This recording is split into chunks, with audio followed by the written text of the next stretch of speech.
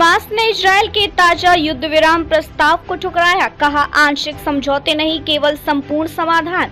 Hamas ने Israel के 45 दिन के युद्ध विराम प्रस्ताव को ठुकराया, सभी बचे बंधकों की रिहाई के लिए पूर्ण युद्ध समाप्ति की शर्त रखी। इजरायल का जवाब, अब नर्क के द्वार खोलने का वक्त। गाजा में फिर तेज हमले, टेंट शिविरों पर बमबारी में 37 की मौत। संयुक्त राष्ट्र और मानवाधिकार संगठनों की चेतावनी, मानवीय तंतु पूरी तरह चरमराया। हमास का स्टैंड, आंशिक नहीं पूर्ण सौदा चाहिए।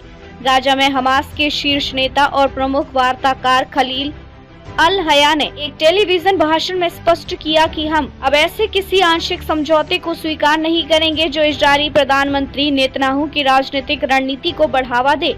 उन्होंने कहा कि हमास एक व्यापक समझौते के लिए तत्पर है, जिसमें सभी बचे हुए इजरायली बंधकों की रिहाई, गाजा में युद्ध की समाप्ति, इजरायली जेलों में बंद फिलिस्तीनियों की रिहाई और गाजा के पुनर्निर्माण की प्रक्रिया शामिल हो।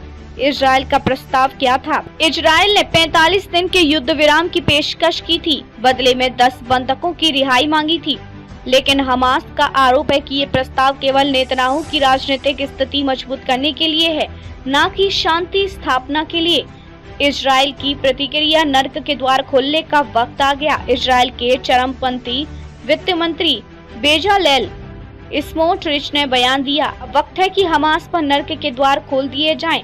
वहीं इजरायली सेना ने कहा कि पिछले 48 घंटों में उन्होंने 100 से अधिक आतंकी ठिकानों पर हमले किए हैं, जिनमें आतंकी गुट, हथियार भंडार और सुरंगें शामिल थी। मानवीय संकट चरम पर, सहायता प्रणाली विफल। गाजा के हालात बेहद चिंताजनक हैं। हर दिन दर्जनों नागरिक मारे गए हैं, जिनमें महिलाएं और बच्चे शामिल हैं। हाल ही की बमबारी में टेंट शिविर में 37 लोगों की मौत हो गई। गाजा के अल मावासी क्षेत्र, जिसे सुरक्षित जोन बताया गया था, अब भी बमबारी की चपेट में है। 12 प्रमुख अंतर्राष्ट्रीय सहायता संगठनों ने चेताया है कि गाजा में मानवीय सहायता प्रणाली पूरी तरह से ढहने के कगार पर है। पिछले प्रयास और वार्ता की स्थिति, जनवरी 2024 में एक अस्थायी युद्ध विराम हुआ था, जिसके तहत 38 बंधकों को छोड़ा गया था।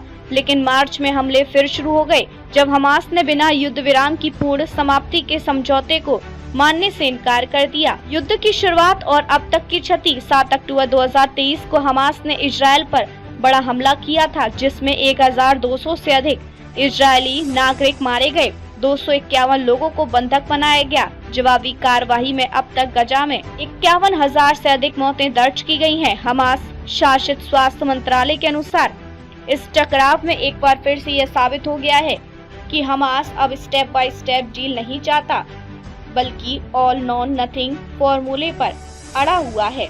जब इजरायल बंधकों की सुरक्षित वापसी तक ऑपरेशन नहीं रुकेगा, नतीजा युद्ध और मानवीय संकट दोनों जारी हैं और स्थायी समाधान की उम्मीद फिलहाल छीड़ लग रही है।